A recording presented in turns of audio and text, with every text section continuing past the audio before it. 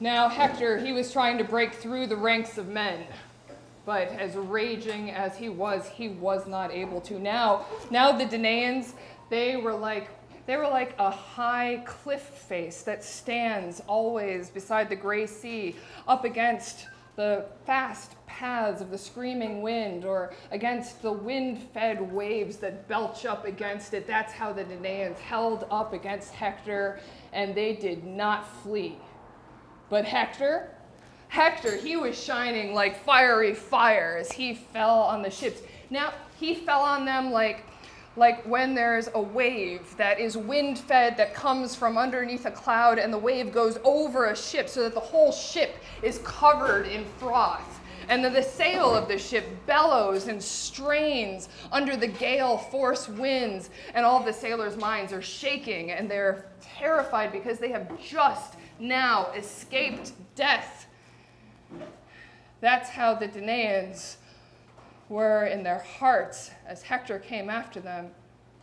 And Hector, he was like a death-minded lion that goes after a herd of cows that have a really crappy cowboy who doesn't really understand how to keep and fight off anything that attacks the cows. So he's always in the front row of the cows, or he's in the back row of the cows. But then the lion just comes and eats a cow right in the middle. And then all of the cows around that cow run in every direction. That's now how the Danaans were running in every direction away from Hector and Father Zeus.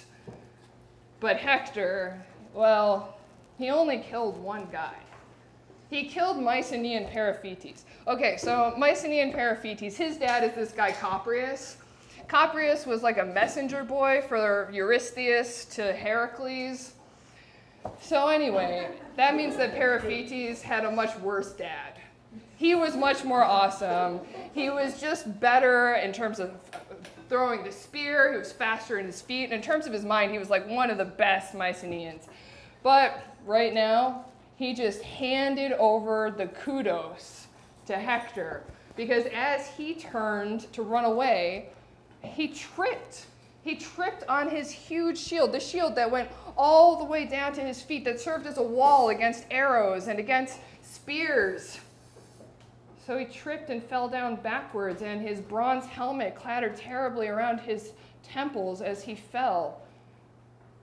And Hector saw so clearly and just ran over and stood over him and just stabbed him in the chest so that he killed him in front of all of his friends.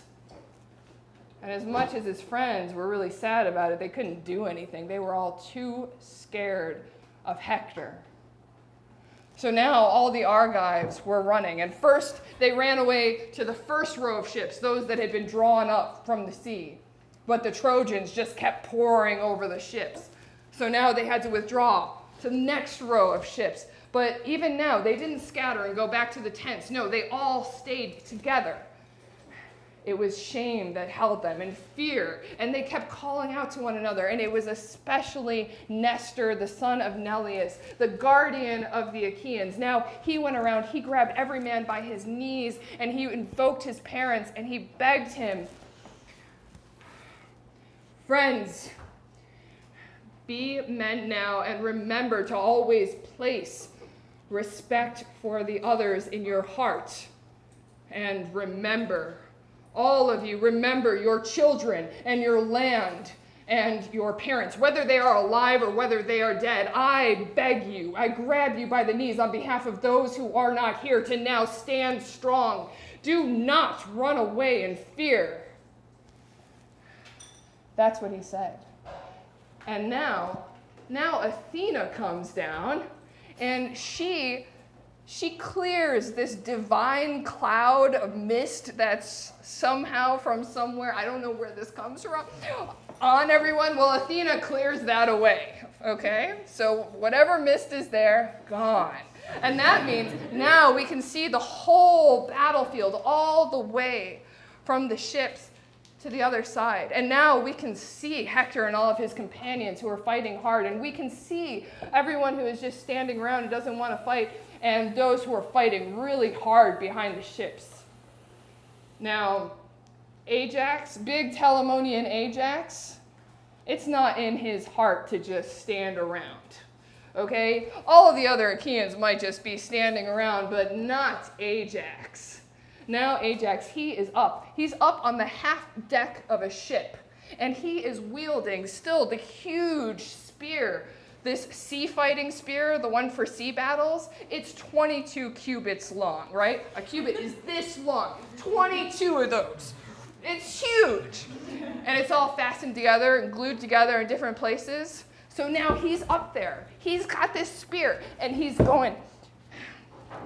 jumping back and forth between the decks. He's like a guy who really knows how to ride horses. And this guy, he picks out 4 horses, and he rides all 4 horses across a plain down a really busy road to a city. And it's crowded, and all the men and the women are looking at him because he's actually jumping between all 4 horses, riding them all at once, and he never misses, and he never makes a mistake. That's now how Ajax is when he's up on the half decks of the ships, jumping with his huge steps between the ships, and his divine cry goes up to heaven as he is always ordering the Danaans to defend the ships and the tents.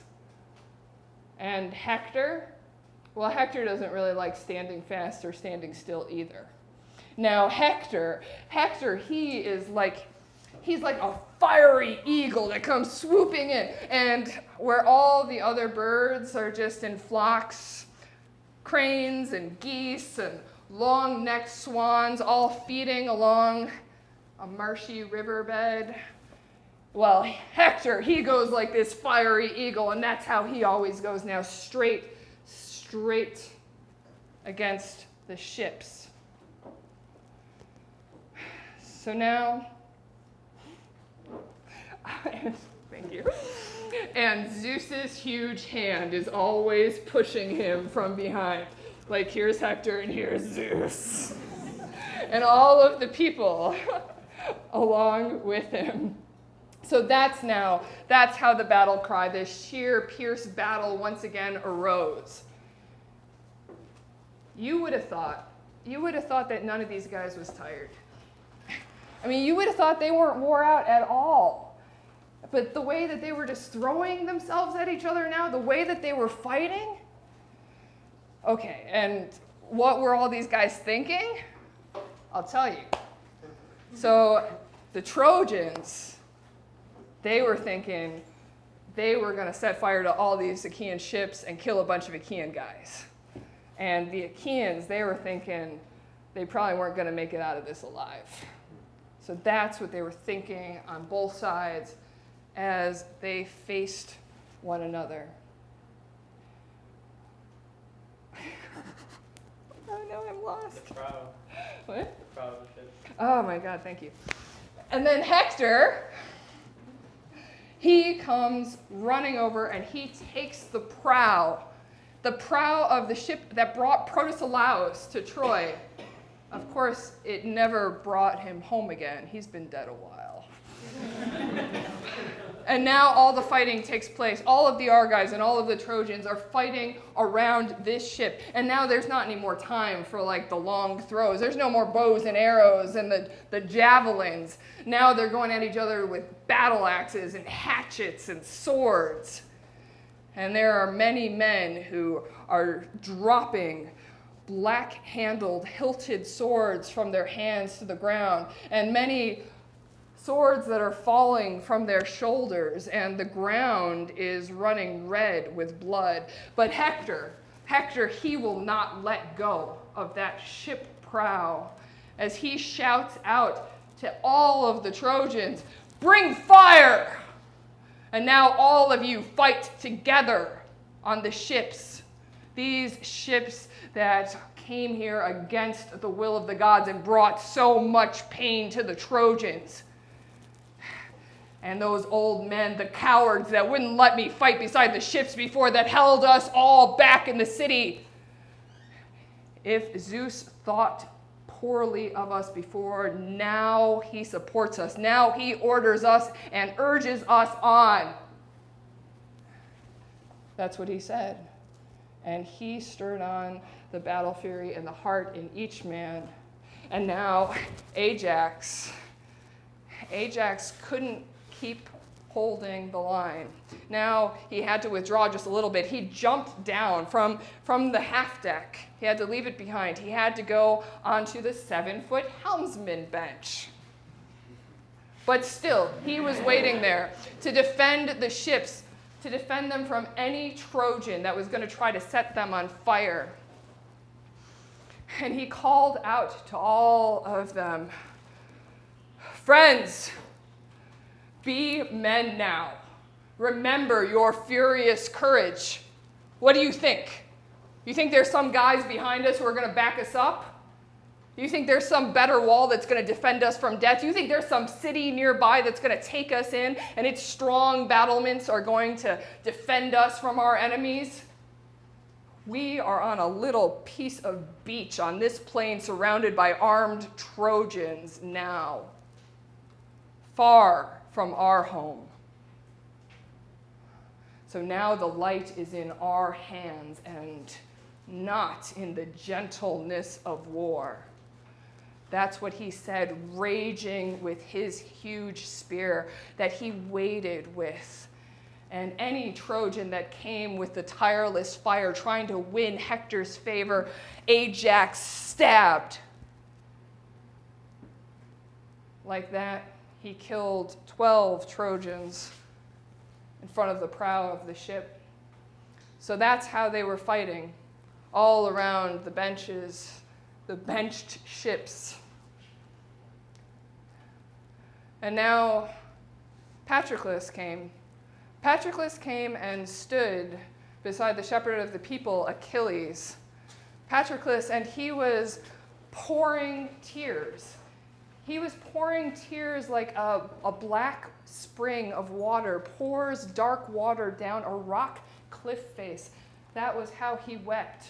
And fast-footed, brilliant Achilles, as he looked at him, pitied him and said, "Patroclus, God-sprung Patroclus, why are you crying like some dumb little girl? You're crying now like some little girl that goes chasing after her mom, wanting to be picked up, holding onto her dress and tugging even as she's trying to go somewhere, just looking at her with her tearful face, begging and begging until she's finally picked up. That's how you're crying now. So what is it? Is there some message that you have to tell from Thea? Something for me, something for the Myrmidons? I mean, they say that your dad, Menoetius, who's the son of Actor, that he's still alive. And they say that my dad, Peleus, who's the son of Achates, he's still alive too. But, you know, if either of those were to die, well, it would be pretty shitty. Or are you crying because you pity these Achaeans, the ones who are dying beside their hollow ships because of what they did to me? Tell me. Don't keep it in your head, and then we'll both know. That's what he said. And Patroclus groaned heavily and answered him, "Achilles, son of Peleus, greatest by far of all of the Achaeans, don't be mad at me. But you don't know now how the Achaeans suffer. You don't know how all of those who were before so awesome, now they are wounded. Now they lie up inside the ships. The son of Tydeus, powerful Diomedes, he's wounded. And spear-famous Odysseus, he's out. Agamemnon, he's down. Eurypylus has been hit. He's been hit in the thigh with an arrow. And all around them now the doctors are busy with their drugs, trying to heal their wounds. But you, Achilles, you are impossible. I hope that that kind of anger never takes me, that you kind of cherish. No, you are awful in your awesomeness. I don't know how all of the race of Achaeans are supposed to profit after this if you don't come and defend them now. Your mother was never Thetis. Your father was never the horseman Peleus. It was the gray sea that bore you and the high cliffs for you to have this hard of a heart.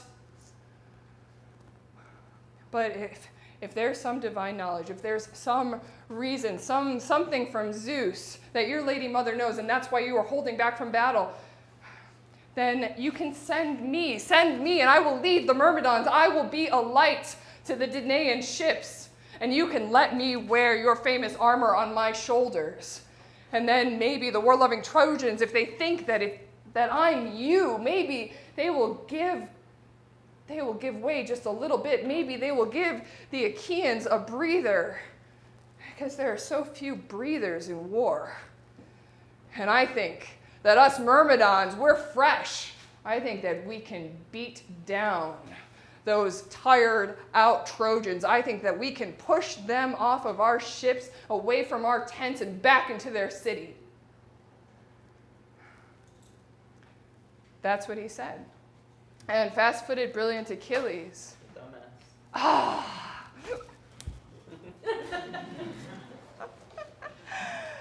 That's what the big dumbass said. That's what he asked for. And he was asking for his own death. He was asking for his own terrible fate. And fast-footed, brilliant Achilles, he was upset. And he answered, God-sprung Patroclus, what kind of a word just came out of your mouth? You think it's because of some divine knowledge, something from Zeus my mom knows? That's why I'm holding back? It's because of the pain. It's because of the grief that I feel whenever I think of some man who is supposed to honor me like his equal. He wants to rob me. He walks around with all the power. He took my prize. My prize. Whom the Achaeans chose out for me, whom I won with my spear. I sacked a well-walled city. And now he has taken her out of my hands. The son of Atreus, Agamemnon, he has dishonored me. He has treated me like a piece of shit.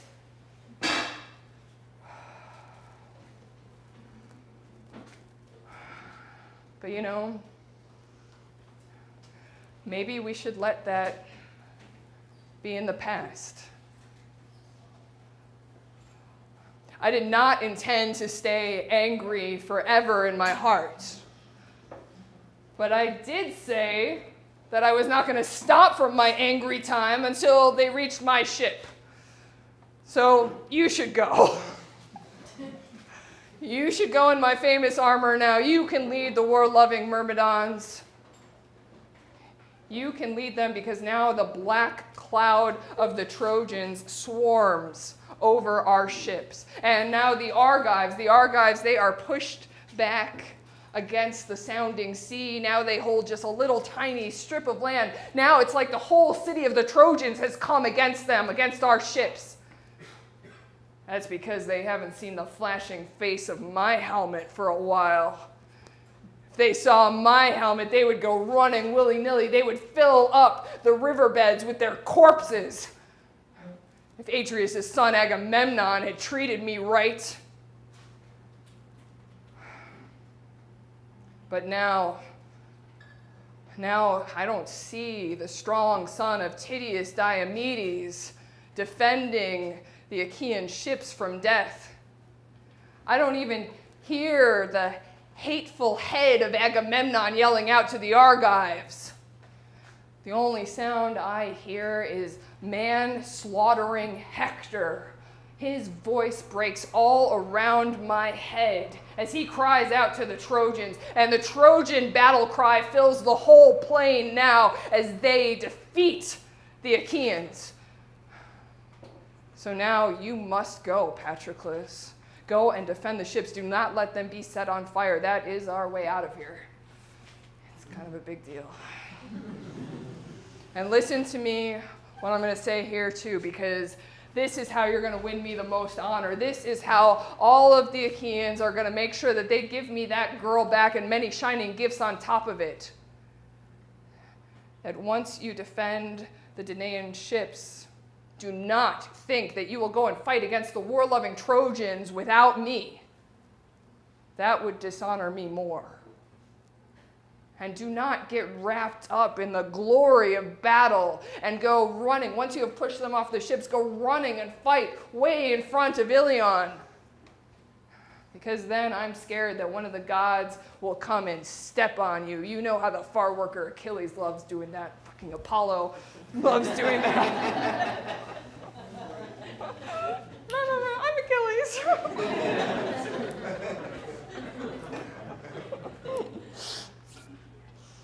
So once you drive them off from the ships, come back. Let other men fight it out in the plain. By Zeus, by Athena, by Apollo, how I wish that not a single one of the Trojans would escape death, and not a single one of the Argives either.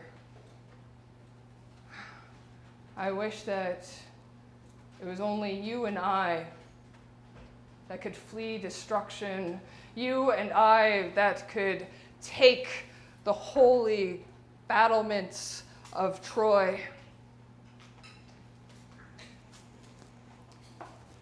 That's how these two spoke to one another.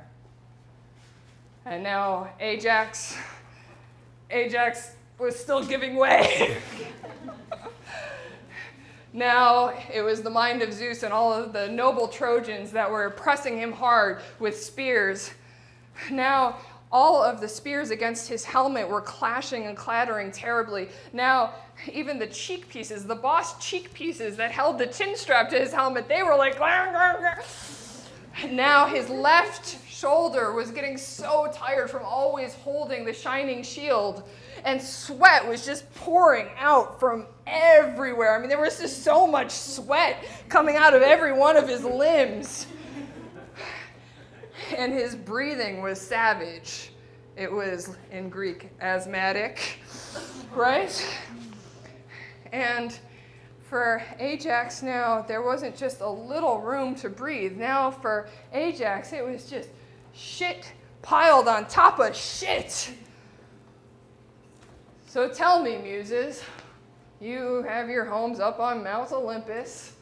Tell me how the tireless fire came upon the Achaean ships. Well, it was Hector.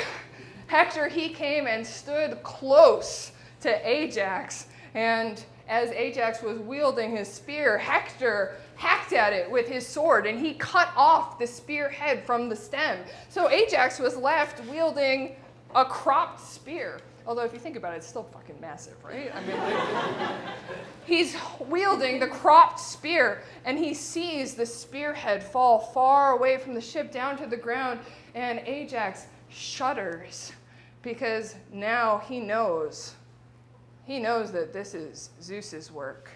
He knows that Zeus wants to give the glory to Hector and to the Argives. So now Ajax gives way.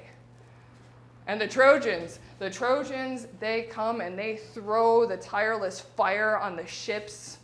And now the flame just catches everywhere, all through the ship. And now the whole prow is on fire. He looks so sad. Oh my God. And then Achilles, he sees this fire and he slaps both of his thighs with his, and he says right away to Patroclus, Patroclus, God-sprung, horse-ordering Patroclus, now you gotta go. Now the ships are on fire. You have to stop. You have to save our way home. So put on the armor, fast, and I'm going to go and wake up the men. That's what he said. And so Patroclus Patroclus armed in the bright bronze.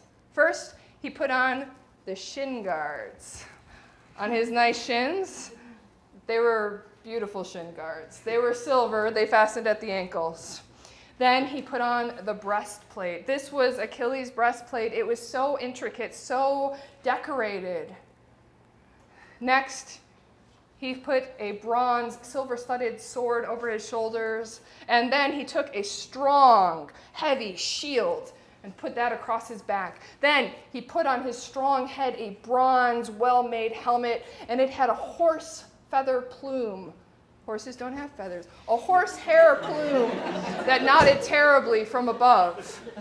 And then he took an ash spear, one that fit his hand, because he couldn't take Achilles' spear, okay? There is nobody else who can shake Achilles' spear. This is the spear that the centaur Chiron gave to his dad Peleus, that he got down from an ash tree way up on the peak of Mount Pelion and gave it to Peleus as something to slaughter heroes with.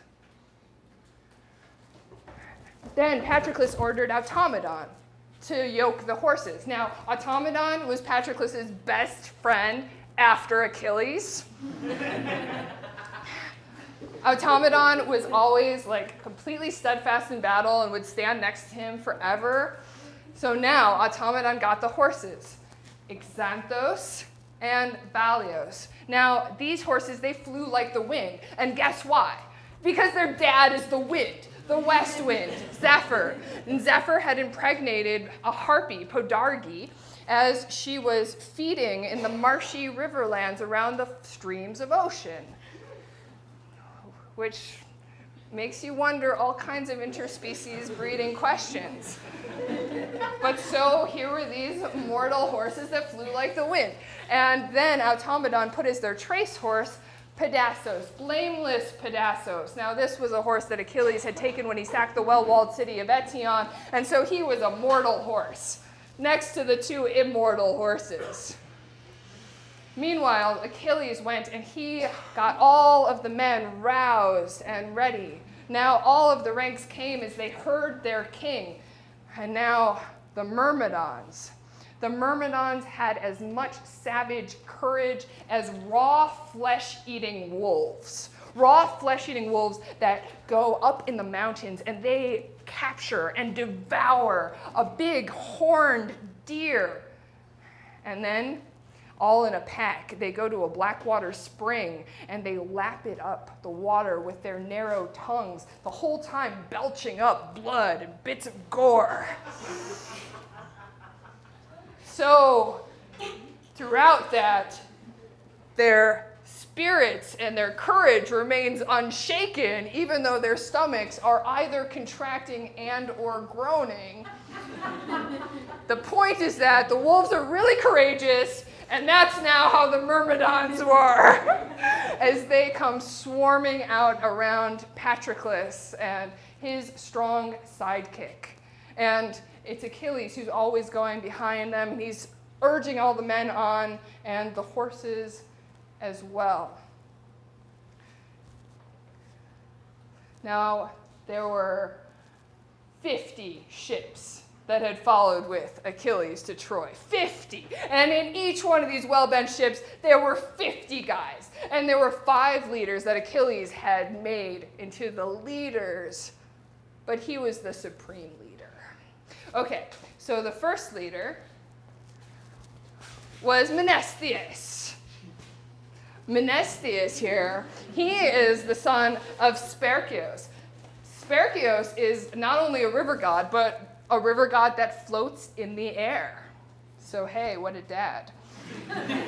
Now, Spercheios had had sex with a beautiful daughter of Peleus, who was named Polydori. So a tireless god had had sex with a mortal woman, and Menestheus. But he also had a mortal dad, whose name was Boris, because Boris had just kind of swept in and offered Peleus countless marriage gifts for his daughter. And so he's got 2 dads. Good. The second leader was Eudorus. That means good gift. Eudorus was actually the son of an unmarried mother. Scandal. Her name was Polymele, and she was the most beautiful girl when it comes to dancing ever. She was the daughter of a guy called Philus, and one day the powerful Agriphantes, Hermes, had seen her dancing in the chorus of girls as they were dancing to Golden Artemis and the distaff and the loom, and Hermes just had to sweep her right up, took her into the attic. That's where they had sex in secret. But then, Eudorus, well, when the birth pangs came and the birth goddess, Eleuthea, brought Eudorus out into the light so that the first rays of light he saw, well, it was at that moment that this guy Echeclus, who was one of Actor's sons, just swept in and married Polymele. So she went away. So the kid Eudorus is left with the grandfather, Philos. But it's great news, because Philos raises him from the time he's just a little baby, and he loves him completely all the way around. I love this. It's amphi agape. It's love on both sides. Treats him like he's his own son. So that's Eudorus. Then we have Pysandros. Pysandros is the son of whom? My Malos. Ah! My Malos. Who can ever remember that name? But Pysandros, you know, he is the best with the spear after everybody except for Patroclus, Peleus' awesome sidekick. Peleus' son's awesome sidekick. So he's got that going for him. We all have to have something. And then the fourth leader, the horseman, Phoenix. The fifth leader, Alcmedon. So all of these were the leaders of the Myrmidons. And now Achilles addressed all of them, giving them orders. Myrmidons. Now, I don't want any one of you to forget all of those threats, all of that shit you were talking about me in front of the Trojans. Yeah, during my time of anger. When all of you were like, ooh, Achilles, he's such a hard ass. His mom must have nursed him on anger.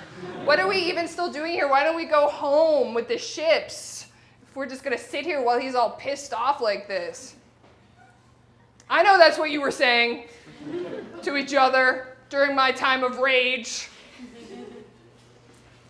But look, now, Myrmidons, now the sheer battle has begun. Now the kind of battle that you have lusted after has started. So let any one of you with any courage in your heart go out there now and fight the Trojans.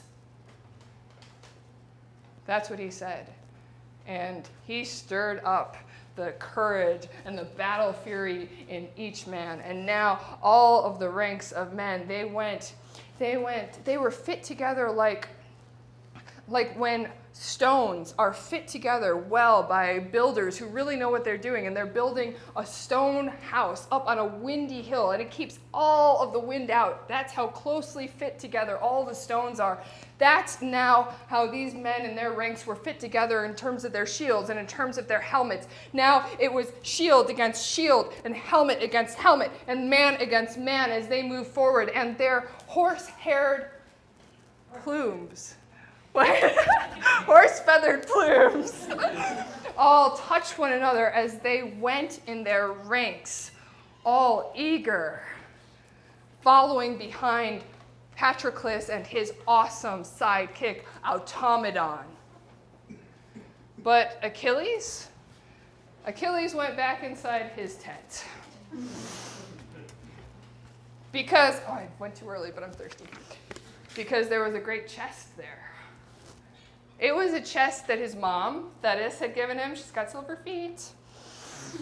It was beautiful, it was carved, it was intricate, and inside of it were many really beautiful tunics and windbreakers and woolly blankets.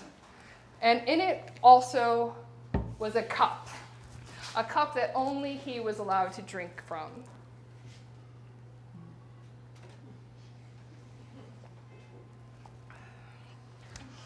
And it was only ever used to pour out libations to Zeus. And so now he took this cup and he washed the cup. He washed it with sulfur, because that's a thing, I guess.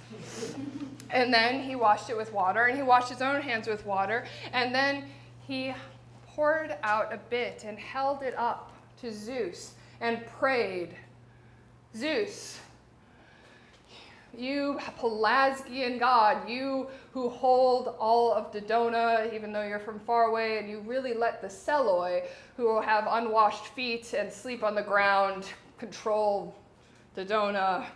You, Zeus, if you ever heard me before, if you pressed hard against the Argives, now hear me again. Because even though I'm going to stay back beside the ships in this contest, I'm sending out my sidekick. I'm sending out my sidekick to fight in my armor, so please, please, wide-browed Zeus, send Kudos with him. Then Hector will know if Patroclus can fight out there on his own, or if he only has invincible hands when he fights beside me in the hateful battle. And please, once he has driven them from the ships, let him come back to me. Let him come back to the fast ships unscathed, unhurt, in all my armor, with all of the close fighting friends." That's what he prayed for. And cloud-gathering Zeus, well, he listened to one thing, but not the other. He was going to give Patroclus the glory to push them off the ships, but he wasn't coming home again. So Achilles took a drink, poured out the rest, and went back and put the cup inside the chest. And then he stepped back outside his tent because his heart compelled him to watch the battle between the Argives and the Trojans. So now all of the Myrmidons, they were all armed and rushing all around Patroclus. They were rushing forward and driving the Trojans away. Now they were like wasps. They were like wasps that have their house on the side of a road. And there are all these dumbass kids that are always coming and teasing the wasps. So the wasps get all worked up, and then they're a pain to anybody who has to use the road. Any traveler, it becomes impossible because they all go and attack the guy defending their children. That's now how the Myrmidons were as they rushed out. And it was Patroclus who called out to all of them, "Myrmidons! Now be men and remember your furious courage, you who are the friends of Achilles, of the son of Peleus. Now we will win honor for Achilles. Now we will show Atreus' son Agamemnon his madness, that he did not honor the best of the Achaeans." That's what he said. And he stirred up the battle fury and the heart in each man. Now the Myrmidons went forward. No. Where? They saw Achilles. Ah! Oh my God, sorry. And the Trojans saw Patroclus, and they were like, "Oh shit, it's Achilles." It's not exactly what happened. Exactly what happened was this. And so as they saw Patroclus and his Russian companions now armed, the Trojans thought that it might be the son of Peleus. The Trojans thought that maybe the son of Peleus had now stopped from his being pissed off time and had embraced friendship.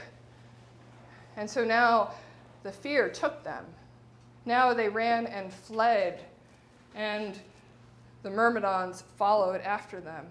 Oh my God, I'm totally lost. Oh my God, thank God. And it was Patroclus who was the first to aim with his shining spear, and he hit Peracmes. He hit Peracmes, who was one of the Paeonians. He was the leader of the Paeonians. He had led them all the way from Abaddon around the streams of the Axios River. And now Patroclus hit him in the chest with his spear, and he fell, and all the Paeonians, they scattered in every direction because now their leader was down. Now the guy who was their best fighter was down. So that's how Patroclus, now he drove all of the Trojans off the ships. And then Patroclus, he put the ship out. He just put it out. That's a half a line. Quenched the fire that was before unquenchable. And now it was like, and he left the half-burnt ship behind. Now it was like when Zeus just pushes away all of the dense clouds, and from the mountaintops, from the sky, so that you can actually see everything. You can see the lookout points, and you can see the headlands. You can see the woodland vales. That's now how Zeus and the Danaans pushed all of the fire off of their ships. And the Trojans ran. The Trojans now, they remembered the terrible sound of fear, and they forgot their rushing courage. And it was here that man killed man, all along the scattered battle, at least among the leaders. First, it was the strong son of Menoetius, Patroclus, who killed Eurylochus. Stabbed him in the right thigh, and it went right through the bone and through all the tendons, and he fell. He'd loosened his limbs. Sorry. Next, it was Menelaus, and Menelaus killed Thoas, stabbed him in the chest right above where the shield had dropped, and darkness covered him. Next, it was the son of Phyleus. Meges! From last week, he lives! And he kills Amphiclus! He kills him, hits him in the thigh with the spear. He hits him in the thigh right where it's meatiest, where the muscles of a man are the densest. So it tears right through all of the muscles, and he falls. Darkness covers his eyes. I know. Then Antilochus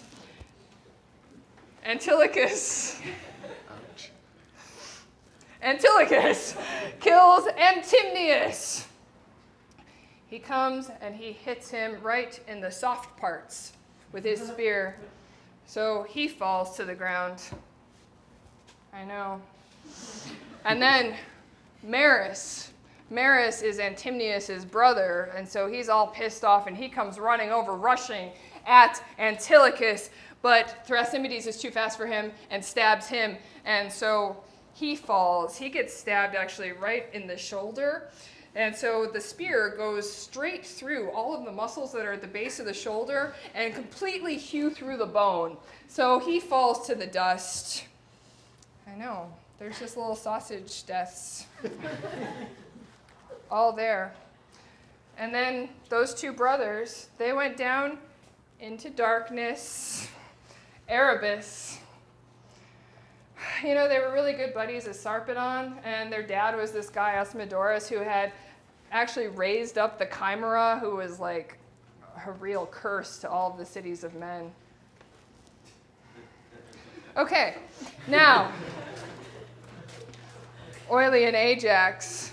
Oily and Ajax actually took Cleobulus alive, but then struck him with a sword through the neck and warmed up the sword blade with his blood. He fell. Sorry. Then, Pentelos and Lycon came at one another. Okay? First with spears, but they both missed. They both just totally threw in vain. So now they had to come rushing at one another with their swords.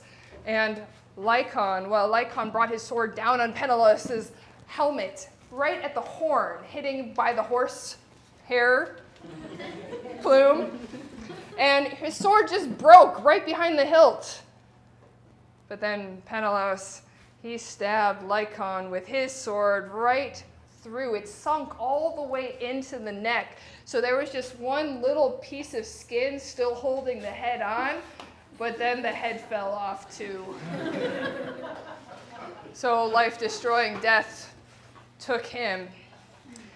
Then Idomeneus stabbed Eremos right through the mouth with the shining bronze, and so it went up into the brains and completely spattered the brains, and the teeth went flying everywhere. And his two eye sockets just filled up with blood, and blood came spewing out of his nose and out of his mouth as he fell.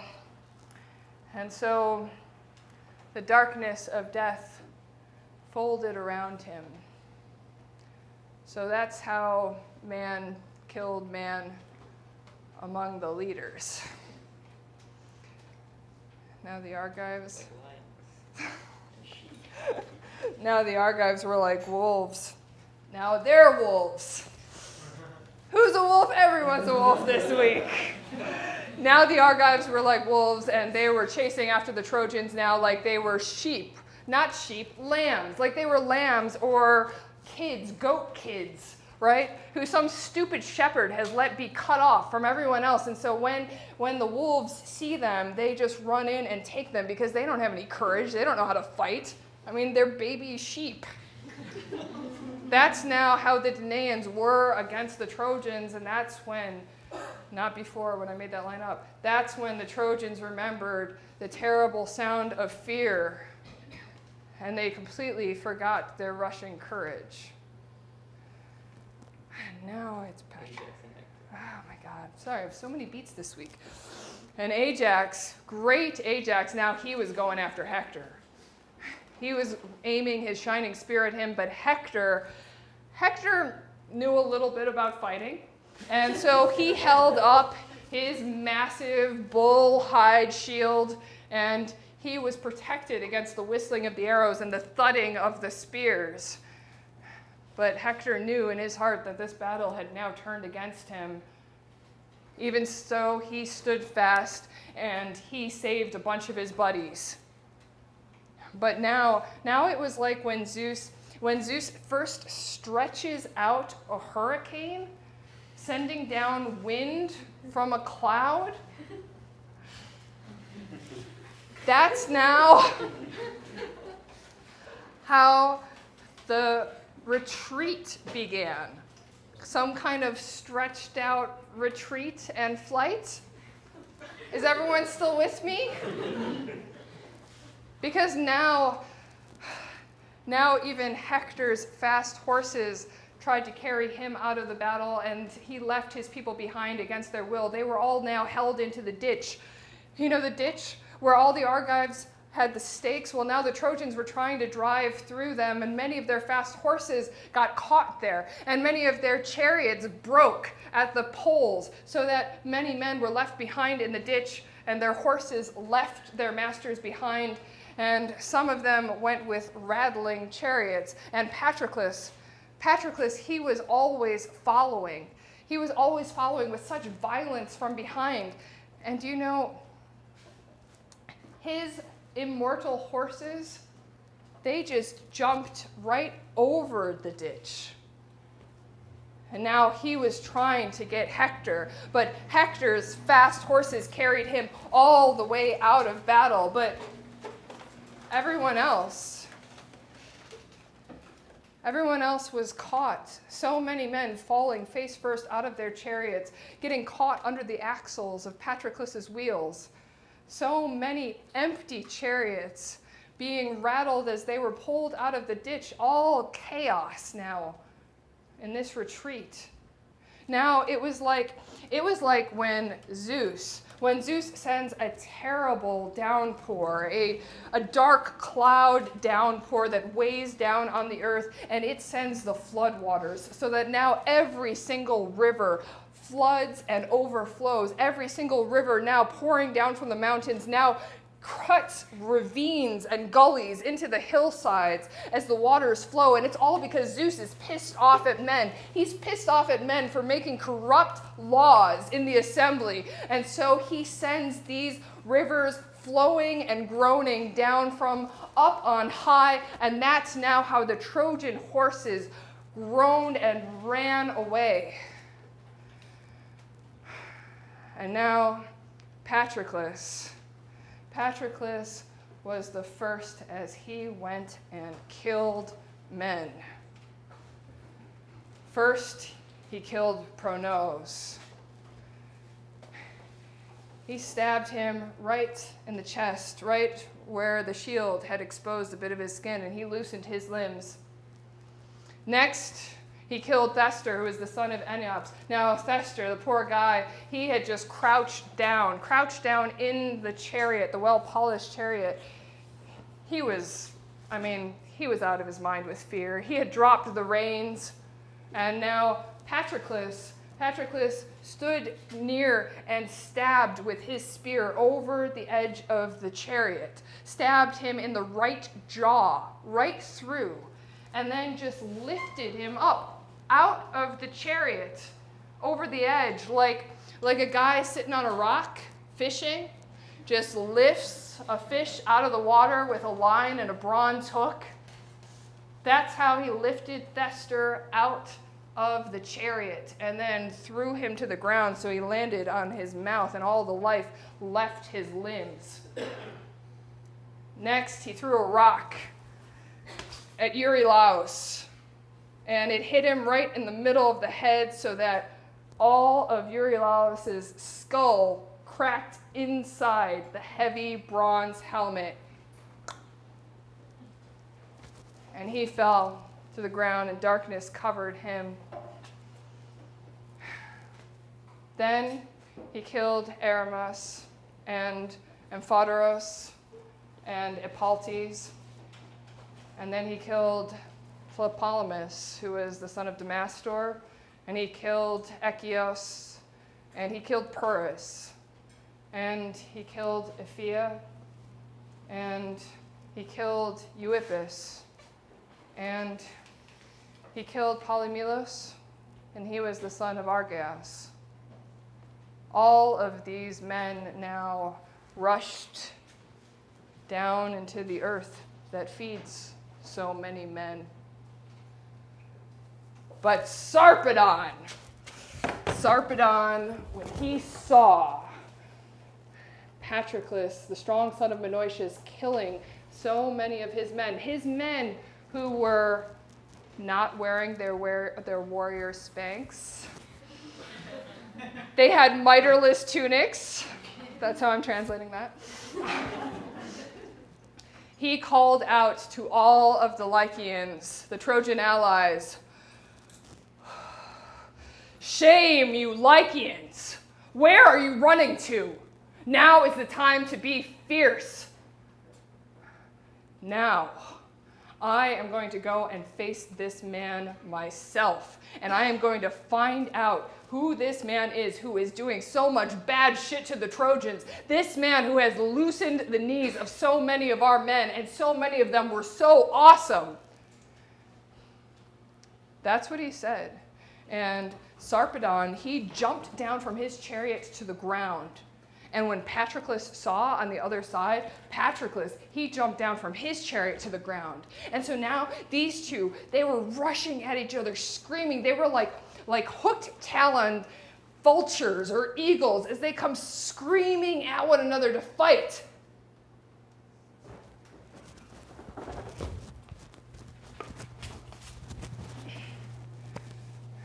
And Zeus, the son of Kronos, he saw this.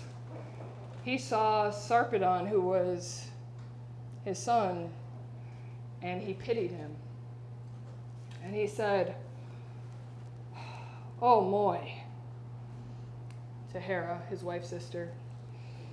"Oh, moi, now Sarpedon, who is my son, who is my favorite of all men, now he is about to go down at the hands of Menoetius' strong son, Patroclus. And so now my heart and my mind are torn in two ways. Whether I should go down there and pull him out of the hateful battle and take him back to his land in Lycia safe and sound, or whether I should let him be beaten down by Menoetius' son, Patroclus." And the cow-eyed lady Hera said to him, "O son of Kronos, most shameful, what a thing to have said. You want to take a man's fate back, a man's fate to die? You want to take it back? You can do it. Go ahead. But not every god is going to be happy about it.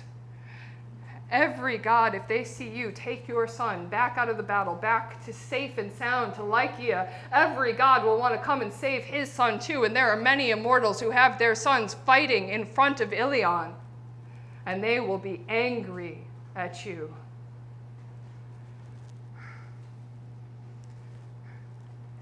If you really love him, if you love Sarpedon and you really lament him, you should let him die.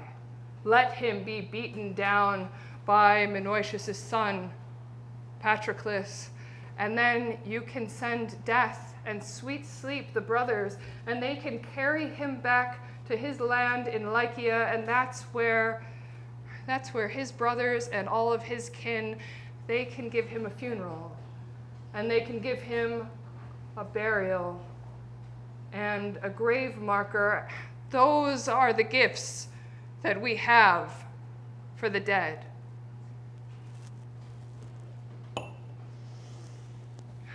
That's what she said. And the father of men and gods did not disobey, but he poured down bloody drops in honor of Sarpedon, who was his son, who was about to be beaten down by Patroclus in fertile Troy, far from home. So they were coming at each other like this. And first to throw was Patroclus. Patroclus throws and misses Sarpedon, but he hits Thrasimilus, who is Sarpedon's strong, awesome sidekick charioteer. He hits him in the shoulder. Nope, he hits him in the lower belly, and he falls out of the chariot with a thud. And then Sarpedon throws. And Sarpedon also misses and hits the horse, blameless Pedassos, in the right shoulder. And Pedassos falls down in the dust, breathing heavily. And the reins pull on the other horses, and they rear up. And Automedon, he sees what's going on. So he draws the sword from beside his thigh, and he hacks at the reins, freeing those two immortal horses from the mortal racehorse so that they can fly once again. And now these two, Sarpedon and Patroclus, were still raging at one another. Now they came at another again with spears. And first it was Sarpedon that threw. And he threw, and tip of his spear went right over the left shoulder of Patroclus. He missed, and it stuck in the ground. And Patroclus threw, and he hit Sarpedon right where the muscles hold the heart. And so Sarpedon fell. Sarpedon fell now like an oak, or a white poplar, or a tall pine that falls, that's up in the mountains when the men come who are builders and they come and cut it down with whetted axes so that they can build ships. That's how Sarpedon now fell, and with his hands he clawed at the bloody dust. Now he was like a bull that falls in the jaws of a lion among all of the cows. And the bull breathes out and bellows its last breaths as it dies in the jaws of the lion. That's now how Sarpedon was dying at the hands of Patroclus, but he called out to his companions, and he called Glaucus out by name and said, "Glaucus, oh Pepon, now you have to be a strong spear fighter, a strong warrior. Now you have to call all the Lycians and tell them that Sarpedon has fallen. They have to come defend me.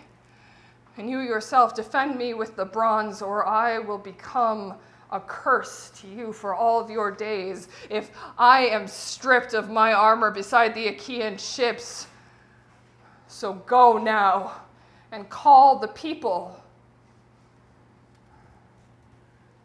That's what he said as he died at the hands of Patroclus. The end of death came and covered over his nose and over his mouth.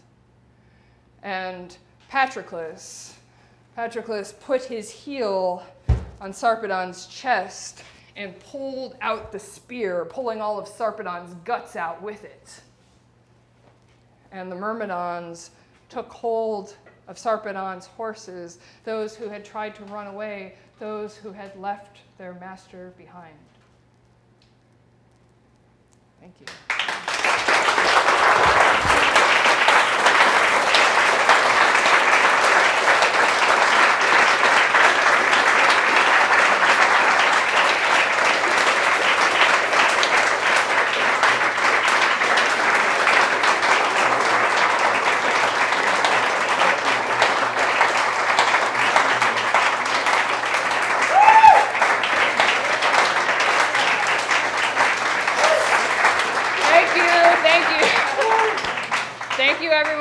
Again for coming. I want to thank Bar Depin and our awesome bartender Ahmed.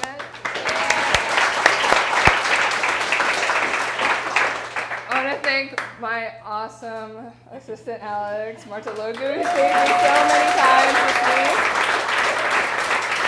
and who is leaving me for a few weeks. So also Anthony Pavoni, who has been filling in and is going to be filling in for the next few weeks.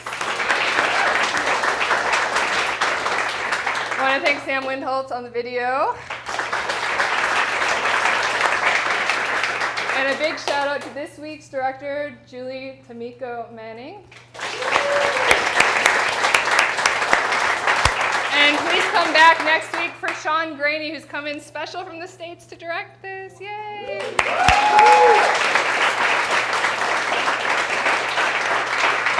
Thank you, everyone. Have a great week.